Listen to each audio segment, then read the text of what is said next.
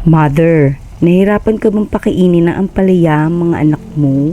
Eto, may tuturo ko sa yung paraan para mabawas-bawasan yung pait na nararamdaman mo. Okay, go! So, ayan, hiwa-hiwain lang natin yung mga dulo ng ampalaya, tas hatiin mo lang sa gitna ng paganyan. Tapos, eliminate mo yan, yung mga tsaka na yan. Then, hiwain mo na maninipis hanggang dun sa finish line. Ganyan. Yan, ganyan kaninipis. Then, ngayon, ibabad natin siya sa tubig na may asin. Tapos, haluluin mo lang ng ganyan and iset aside. So, habang naghihintay tayo, yan, push na natin dyan yung mga egg, ganyan, mga 5 pieces. Yes. Timplahan na natin ng asin, tsaka ng pepper.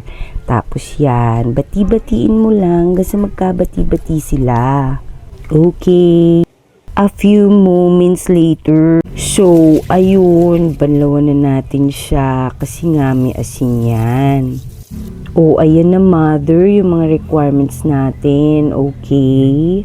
Start na tayong magisa ng sibuyas, bawang, ganyan. Then, isunod mo na yung mga giniling, tapos mix-mix mo lang ng ganyan.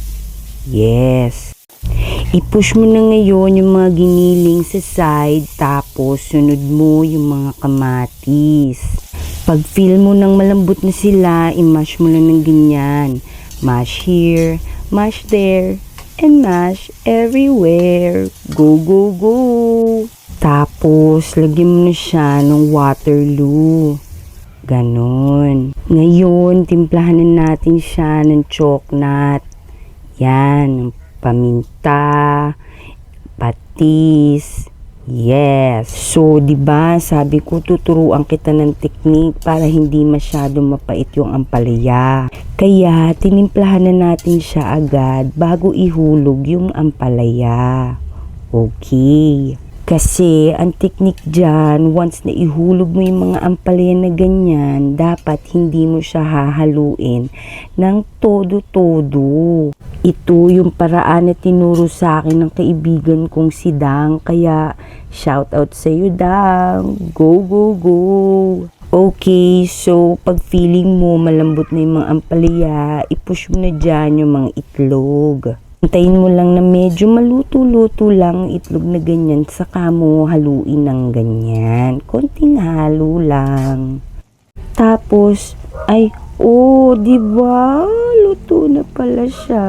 Beautiful. Go, go, go.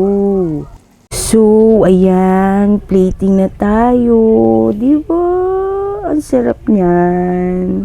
Alam mo, kahit walang kanin, kaya mong papakin yan. Sobrang sarap niyan, hindi siya masyadong mapait. Kaya kung ako sa'yo, itry mo na. Okay? Bye!